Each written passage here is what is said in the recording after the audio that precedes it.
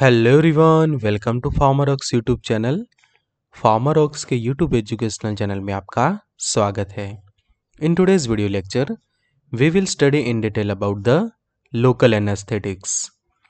तो local anaesthetics जो class है उसका हम डिटेल में स्टडी करेंगे कि उसके मैकेनिज्म ऑफ एक्शंस के बारे में स्टडी करेंगे। फार्माकोलॉजिकल क्लासिफिकेशन हम उसका स्टडी करेंगे डिटेल में, उसके यूजेस एंड साइड इफ़ेक्ट्स, साथ में इंडिकेशंस एंड कॉन्ट्रा इंडिकेशंस, सभी के बारे में हम ये वीडियो लेक्चर में डिटेल में स्टडी करेंगे। तो टाइटल स्लाइड पे आप यहाँ पे देख सकते हैं कि टॉपिकल एनेस्थेटिक्स क्रीम यहाँ पे देख सकते हैं, एज वेल एज उसके इंजेक्शन भी अवेलेबल होते हैं। तो ये ऐसे मेडिकेशन है कि जो topically as well as injection के थ्रू पेशेंट को देकर एनेस्थेटिक जो इफेक्ट है वो प्रोड्यूस की जाती है। तो अलग अलग टॉपिकल क्रीम या फिर ऑइंटमेंट्स अवेलेबल होते हैं, इंजेक्शन फॉर्म में अवेलेबल होते हैं, उसकी जेल अवेलेबल होती है। तो उनके डिटेल में हम स्टडी करेंगे कि किस तरह से वो काम करते हैं, उसके mechanism of action and what are the side effects and contraindications of this medications. तो शुरू करते हैं आज के लेक्चर में। Expert lecture by Amar sir, assistant professor and founder of Pharmrocks. Thank you friends for be in 1 lakh family of Pharmrocks. आप सभी के सपोर्ट के कारण ही फार्मरॉक्स ने अपने 1 लाख से भी ज़्यादा सब्सक्राइबर कंप्लीट किए हैं। अपडेटेड रहिए फार्मर नॉलेज के साथ, एक्सेस करिए study material, test series, video lecture on app Pharmrocks. तो अगर आपके पास एंड्रॉयड फ़ोन है तो डाउनलोड करिए एंड्रॉयड ऑफ, और अगर आपके पास आईफोन है तो ऐप स्टोर पर से भी आपको डाउनलोड कर सकते हैं। लिंक हमने डिस्क्रिप्शन बॉक्स में दे दी है। तो सबसे पहले समझिए मीनिंग ऑफ एनेस्थेटिक्स।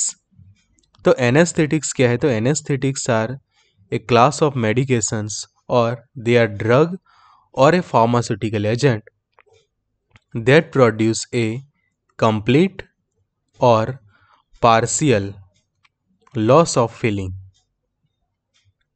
तो जो हमारे सेंसेशन होते हैं, जो हमारी फीलिंग्स होती है कि जब कोई चीज़ हमें टच होती है या फिर जो हमें अलग अलग सेंसेशन होते हैं हमारे आसपास जो भी कुछ हो रहा है, तो वो हमारे सेंसेशन या फिर जो हमारे फीलिंग्स को पार्शियल या फिर कंप्लीटली जो है वो लॉस होना, और उसके लिए हम जो मेडिकेशंस यूज़ करते हैं जिनको हम कहते हैं एनेस्थेटिक्स।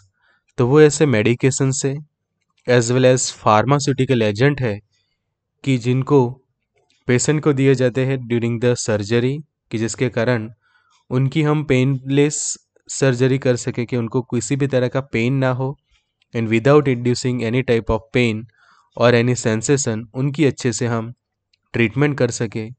तो 3 टाइप के होते हैं एनास्थेटिक्स, एक तो general, regional and local anaesthetics. तो प्रीवियस लेक्चर के अंदर हमने जनरल एनास्थेटिक्स के बारे में डिटेल में सीखा। तो जनरल एनास्थेटिक्स की लिंक आपको यहाँ पे आई बटन पे भी आ जाएगी, as well as description box में भी आप उसको देख सकते हैं। जनरल एनास्थेटिक्स आज का टॉपिक है स्पेशली लोकल एनास्थेटिक्स के बारे में। तो जब पेशेंट को अलग अलग कंडीशंस की, समझो कि उसकी सर्जरी करनी है और ज़रूरत है कि हमें उसकी सेंसेशन को लॉस करवाना है, उसको अनकॉन्शियस करना है, कि जिससे उसको पता भी ना चले और अच्छे से उसकी ट्रीटमेंट हो जाए, तो उसके लिए एनास्थेटिक्स जो है वो पेशेंट को दिए जाते हैं। तो when patient undergoes general anaesthetics they loss sensation and become unconscious. कि जब जनरल एनास्थेटिक्स हम देते हैं तो पेशेंट जो है वो कम्प्लीटली अपने सेंसेशन उनके लॉस होते हैं, एज वेल एज पेशेंट जो है वो अनकॉन्शियस होता है। और जनरल एनास्थेटिक्स यूजुअली इंजेक्शन के थ्रू या फिर इनहेलेशन से पेशेंट को दिए जाते हैं। तो वो हमने प्रीवियस लेक्चर में सीखा था। आज का जो हमारा मेन टॉपिक है वो है लोकल एनास्थेटिक्स, कि जिसको हम शॉर्ट में LAS भी कहते हैं, L for local, A for anaesthetics. तो local anaesthetics is a medication that cause absence of pain sensation, absence of pain sensation without causing a patient unconscious, कि पेशेंट को अनकॉन्शियस किए बिना ही उसके जो पेन सेंसेशंस को एब्सेंट करना, तो वो है हमारे ये लोकल एनेस्थेटिक। यहाँ पे पेशेंट को अनकॉन्शियस करने की ज़रूरत नहीं रह होती। In the context of surgery, a local anesthetic creates an absence of pain in a specific location of the body without a loss of consciousness, कि पेशेंट के जो कॉन्शियसनेस को जो हम लॉस करते हैं जनरल एनेस्थेटिक में, वैसा यहाँ पे नहीं होता। यहाँ पे कोई स्पेसिफिक पार्ट को ही या फिर कोई स्पेसिफिक लोकेशन को ही हम जो है वो एनास्थेसाइज करते हैं, जिसके कारण पेशेंट जो है वो अनकॉन्शियस नहीं होता, प्रॉपर कॉन्शियसनेस है उसकी बनी रहती है, as oppose to a general anaesthetic की जहाँ पे पेशेंट जो है वो कम्प्लीटली अनकॉन्शियस हो जाता है और उसके सेंसेशन कम्प्लीटली लॉस होते हैं। जबकि यहाँ पे हम जो डेफिनेशन को फुलफिल होती है कि एनेस्थेटिक्स की जो डेफिनेशन की जो हम पार्शियल सेंसेशन लॉस करने की जो बात करते हैं, या फिर कोई पर्टिकुलर एरिया में अंदर, कि समझो कि कोई से पेशेंट की डेंटल सर्जरी है, यहाँ पे समझिए अच्छे से पॉइंट, कि समझो कि कोई पेशेंट को डेंटल सर्जरी करवानी है, तो यहाँ पे जो है वो लोकल एनास्थेटिक्स का उसको इंजेक्शन दिया जाएगा, जिसके कारण जो है उसकी ट्रीटमेंट जो है वो अच्छे से हो सके, कि विदाउट एनी सेंसेशन, कि उसको यहाँ पे सेंसेशन भी नहीं होंगे, कंप्लीटली हो जाएंगे एब्सेंस ऑफ पेन सेंसेशन, और इजीली उसकी जो डेंटल सर्जरी है वो हो जाएगी। दूसरी तरह से कि जो बेंजोकेन के जो जेल होते हैं, जो आपने देखा होगा कई बार कि जो म्यूको पेन करके जो प्रोडक्ट अवेलेबल होता है कि बेंजोकेन का जेल एज पर यूएसपी, तो समझो कि आपको यहाँ पे ऐसे हुए हैं माउथ अल्सर, तो माउथ अल्सर जब होते हैं और जो जल्दी से हील नहीं होते, समझो कि 3-4 दिन तक ऐसा रहता है, 1 वीक तक वो हील नहीं हो रहे, काफ़ी स्लोली हीलिंग हो रहा है उनका, तो उनके हीलिंग के दौरान जब समझो कि आपको रूटीनली आपका लंच करना है, ब्रेकफास्ट करना है, डिनर करना है, और उस वक्त समझो कि ये माउथ अल्सर के कारण काफ़ी पेन होता है आपको खाना खाते वक्त, तो ये जो जेल होती है वो खाना खाने से थोड़ी देर पहले आप लगा देते हैं, तो इसके कारण टेम्पररी जो है वो पेन सेंसेशन कम हो जाते हैं और आप इजीली जो है आपका खाना खा सकते हैं।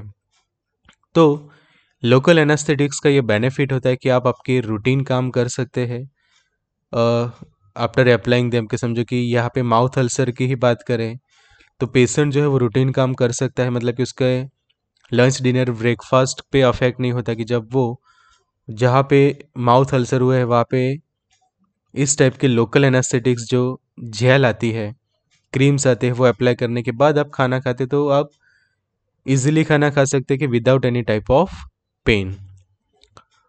सेम लाइक दैट कि समझो कि पेशेंट की डेंटल सर्जरी है और उस वक्त इजीली जो है उसका डेंटल सर्जरी हो जाए, उसके लिए भी उसको कॉन्शियस रख के ही उसकी जो ट्रीटमेंट करते हैं कि स्पेसिफिक एरिया को ही हम यहाँ पे उसका करेंगे एनेस्थेसाइज। तो ये है लोकल एनेस्थेटिक्स और उनके बेनिफिट्स यहाँ पे कि they produce a absence of pain sensation without a loss of consciousness of a body.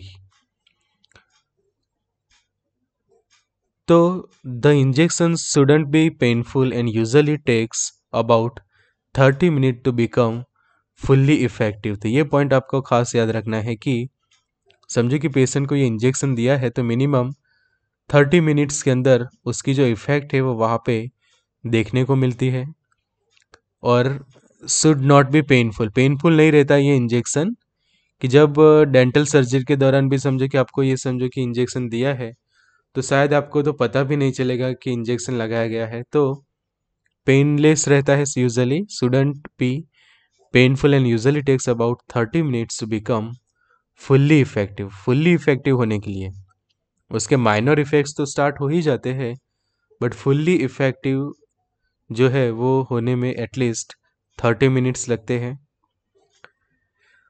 When peripheral nerve block and epidural or spinal anesthetics are used in place of general anesthetics, they are often combined with sedation to make you feel drowsy and more relaxed.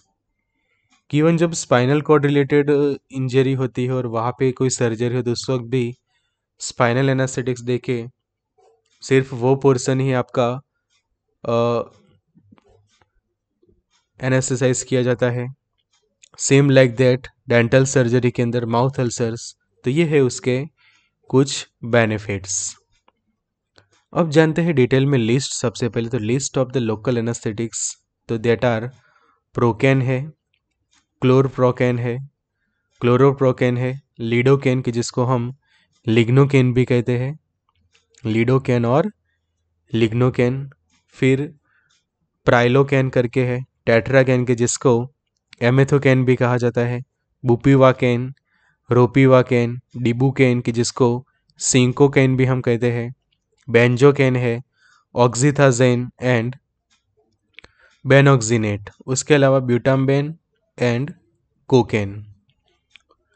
तो ये जो हम देख रहे हैं list, that is a list of A local anaesthetics, कि local anaesthetics का ये लिस्ट है और ये RX ओनली मेडिकेशंस रहते हैं, प्रिस्क्रिप्शन ओनली। यहाँ पे देखो RX लिखा है कि lignocaine, hydrochloride and adrenaline, bitartrate injection as per the IP।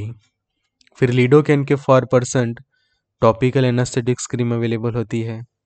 बेंजोकैन के जो जेल काफ़ी पॉपुलर है, म्यूकोपेन और स्पेशली म्यूकोजल पेन होते हैं, माउथ अल्सर्स जैसी कंडीशन होती है, तो उस वक्त ये काफ़ी इफेक्टिव साबित होती है। तो ये था उसका जनरल कॉमन लिस्ट। अब जरूरी है उसका फार्माकोलॉजिकल क्लासिफिकेशन अच्छे से तैयार करना। तो फार्माकोलॉजिकल क्लासिफिकेशन के अंदर सबसे पहले तो आपको याद रखने हैं इंजेक्टेबल लोकल एनास्थेटिक्स। और इंजेक्टेबल लोकल एनास्थेटिक्स में सबसे पहले याद रखिए लो पोटेंसी एंड शॉर्ट ड्यूरेशन, कि जब फार्माकोलॉजिकली MCQ पूछे जाते हैं एग्जाम्स के अंदर तो they are low potency and short duration. तो उसका एग्जाम्पल है प्रोकेन एंड क्लोरोप्रोकेन। सेकंड है इंटरमीडिएट पोटेंसी एंड ड्यूरेशन, कि ज़्यादा हाई भी नहीं लो ही नहीं, but that is a medium, कि जिसको हम इंटरमीडिएट ड्यूरेशन कहते हैं, इंटरमीडिएट पोटेंसी एंड ड्यूरेशन। तो उसका जो एग्जाम्पल है वो है लिग्नोकैन और लीडोकैन। और यहीं पे जो तीसरा जो क्लास है मेडिकेशन है दैट इज प्राइलोकैन। तो यहाँ पे समझिए कि लो पोटेंसी मतलब कि जिसकी पोटेंसी जो है वो लो है और जो ड्यूरेशन है वो शॉर्ट ड्यूरेशन है उसके टाइम लिमिट की, तो वो है प्रोकैन एंड क्लोरोप्रोकैन। फिर इंटरमीडिएट पोटेंसी एंड ड्यूरेशन, तो वो है लीडोकैन के एंड लिग्नोकैन, कि जिसको हम और तीसरा जो एग्जांपल है उसका वो है प्राइलोकैन।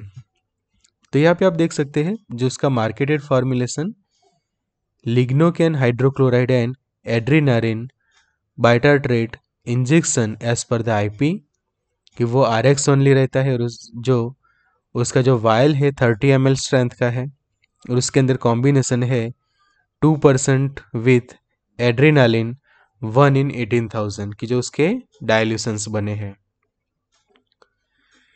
फिर जो नेक्स्ट है that is high potency and long duration, कि जिनकी पोटेंसी भी अच्छी है एंड लॉन्ग ड्यूरेशन मतलब कि काफ़ी ज़्यादा टाइम तक वो अपनी इफेक्ट देते, तो ये डेंटिस्ट्री के अंदर काफ़ी पॉपुलर रहते हैं ये हाई पोटेंसी वाले। तो ये रहे इंजेक्टेबल, तो उसका एग्जांपल देखिए यहाँ पे टेट्राकेन। तो ये वाला जो एम्प्यूल आप देख सकते हैं that is tetracaine 1%, tetracaine 1% formulation. उसके बाद सेकंड दैट इज बुपीवाकेन। तो बुपीवाकेन का आप देख सकते हैं 0.25% bupivacaine hydrochloride injection as per USP, ये भी आरएक्स ओनली है। और यहाँ पे जो कंडीशन भी लिखी गई not for caudal epidural spinal anaesthesia. फिर जो है बुपीवाकेन के अलावा दैट इज रोपीवाकेन। तो रोपीवाकेन के लिए आप देखिए उसका 0.5% हाइड्रोक्लोराइड सॉल्यूशन है। तो ये अलग अलग उसके एम्प्यूल्स एंड वायल्स आप देख सकते हैं कि जो हाई पोटेंसी लॉन्ग ड्यूरेशन, इसके बाद डिबुकेन है कि जिसको हम सिंकोकेन भी कहते हैं। तो they are high potency long duration injectable है। तो ये सभी इंजेक्शन के फॉर्म में ही अवेलेबल है, उनके ऑइंटमेंट या क्रीम ऐसा कोई अवेलेबल नहीं होते। They are only use as a injectable ही। सेकंड है जो है सरफेस लोकल एनास्थेटिक, जिनको टॉपिकल भी कहा जाता है। उनके लिए जो दूसरा जो वर्ड है वो है टॉपिकल, कि सरफेस या फिर उनको टॉपिकल वर्ड भी दिया गया है, टॉपिकल। तो टॉपिकल वर्ड इसलिए कि डायरेक्टली ये किसी सरफेस पे ऊपर हम अप्लाई करते हैं, कि जो स्किन के जो हमारे सरफेस होते हैं, फिर जो म्यूकस हमारा होता है स्किन का, वहाँ पे आप अप्लाई कर सकते हो। तो उसके दो क्लास पड़ते हैं, एक तो सॉल्युबल कि जिसके अंदर कोकेन आता है, लिडोकेन, टेट्राकेन एंड बेनॉक्सिनेट। उसके अलावा जो दूसरे एग्जाम्पल है वो है इनसॉल्युबल्स के अंदर बेंजोकेन है, ब्यूटाइल एमाइनो बेंजोएट है कि जिसको ब्यूटामबेन भी कहते हैं, ऑक्सीथाजेन भी उसका एक एग्जाम्पल कि जो सरफेस कि जिनका दूसरा नाम हमने दिया they are topical, they are topical local anaesthetic. की समझे कि आपको कोई स्किन ऊपर अप्लाई करने हैं, म्यूकस मेम्ब्रेन पे अप्लाई करना है, या फिर किसी भी ऐसी जगह के जहाँ पे आपको टेम्पररी लोकल एनास्थेटिक इफेक्ट चाहिए, तो वो सरफेस पे आप अप्लाई करते हैं किसी भी पार्ट के ऊपर हमारे बॉडी के। फिर एग्जांपल देखिए लोकल एनास्थेटिक के दो क्लास, एक तो एमाइड क्लास के जो लोकल एनास्थेटिक है कि ये एमसीक्यू के लिए आपके लिए काफ़ी इंपॉर्टेंट है कि दोनों में से कि एमाइड क्लास के कौन से है और एस्टर कौन से है, वो एग्जाम के अंदर एमसीक्यू यहाँ से पूछे जाते हैं, एज वेल एज वाइवा के लिए, थियरी एग्जाम के लिए, कि जब आप फार्माकोलॉजिकल क्लासिफिकेशन लिखते हैं तो ये पॉइंट अच्छे से लिखने पड़ते कि कौन से एमाइड क्लास के हैं, कौन से एस्टर। तो जो एमाइड है वो है आर्टिकेन है, बुपीवाकेन, डिबुकेन, इटिडोकेन, लिडोकेन एंड मैपिवाकेन और प्राइलोकेन। तो ये जो एग्जाम्पल है this all are the amide, कि जो कौन से क्लास के है, एमाइड है, कि केमिकली वो एमाइड कंपाउंड है, कि सभी के पीछे आप देख सकते हैं कि केन लगता है, but they all are the amide compound chemically. फिर जो एस्टर है वो है butacaine, cocaine, benzocaine, hexylcaine, piperocaine and tetracaine. तो ये जो है उसके अंदर एस्टर जो है वो मेन केमिकल फंक्शनल ग्रुप है, और यहाँ पे एमाइड जो है उनके अंदर मेन जो है वो केमिकल ग्रुप है। तो ये बेसिस पे भी उनका क्लासिफिकेशन पड़ता है कि कौन से एमाइड है और कौन से एस्टर है। अब समझना जरूरी है कि लोकल एनास्थेटिक्स के मैकेनिज्म, कि किस तरह से ये मेडिकेशंस अपना काम करती है और कैसे उनकी हमें लोकल एनास्थेटिक इफेक्ट मिलती है। तो यहाँ पे समझिए कि local anaesthetics are drugs that block the sensation of pain, कि हमारी जो नर्वस सिस्टम है, तो नर्वस सिस्टम ही रिस्पॉन्सिबल है किसी भी टाइप के सेंसेशन के लिए, कोई भी हमारे बॉडी के रीजन के अंदर। तो local anaesthetics are the drug that block the sensation of pain in the region when they are administered. कि जो भी रीजन पे उनको अप्लाई किए गए हैं, तो वो रीजन के अंदर जो सेंसेशन के लिए जो रिस्पॉन्सिबल जो रिसेप्टर्स होते हैं, चैनल्स होती हैं, उनको वो ब्लॉक करते हैं। और उसमें local anaesthetics are act by reversibly blocking the sodium channel of the nerve fibre.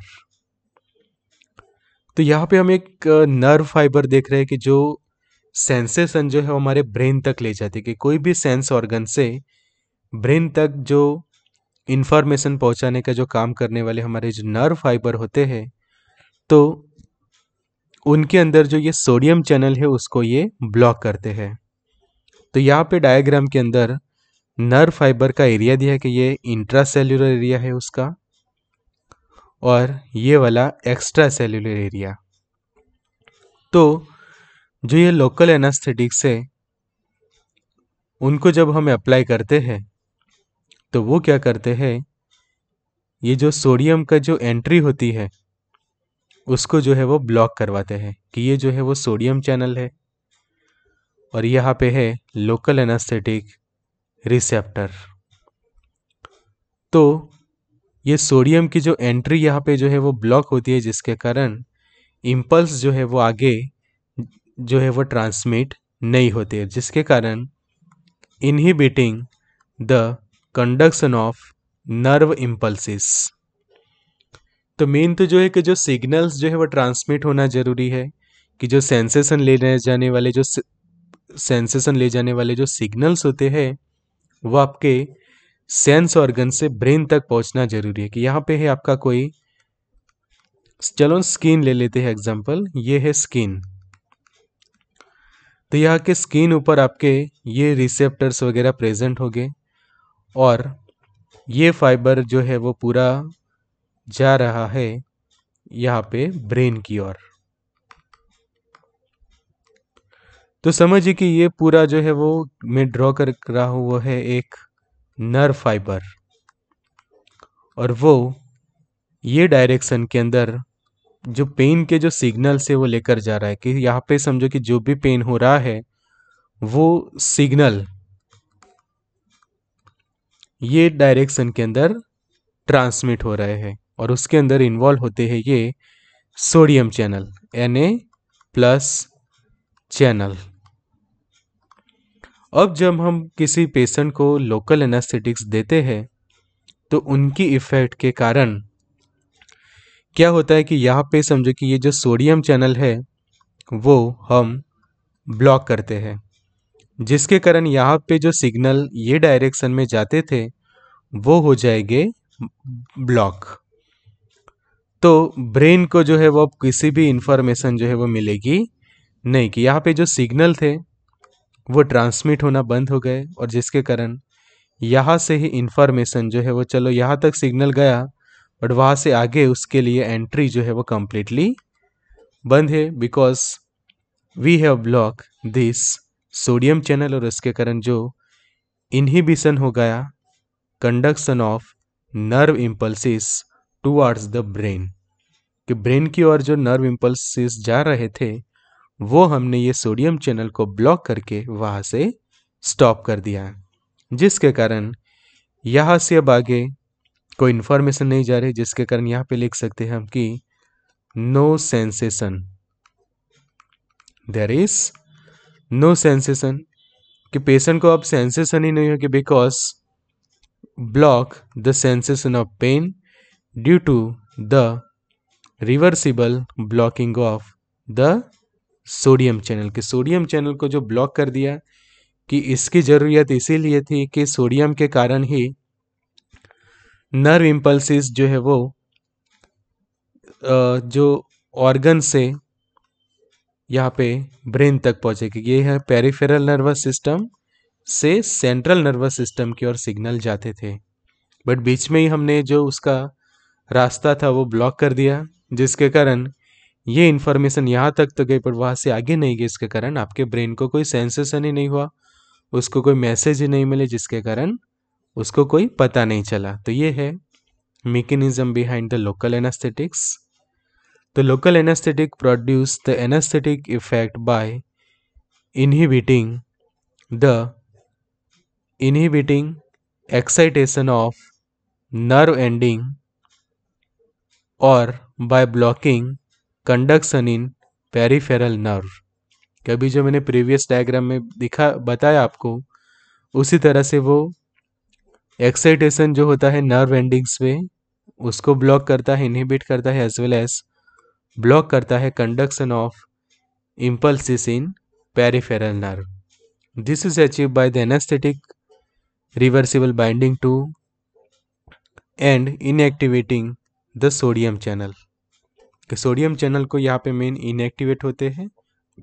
Thus the open state of the sodium channel is primary target of the local anaesthetic molecule. कि आपका ये जो local anaesthetic molecule है वो यहाँ पे जो red colour का देख रहे हैं वो आगे जाके ये सोडियम चैनल को जो है वो इनएक्टिव करता है, टेम्पररी ब्लॉक करता है, जिसके कारण इम्पल्सिस जो है वो आगे ट्रांसमिट होना बंद हो जाते हैं. तो what are the uses of this local anaesthetics, उनके जो यूज आप समझिए, अच्छे से मैं आपको समझाता हूँ. तो सबसे पहले हाईलाइट कर लेते हैं और फिर समझते हैं उसको.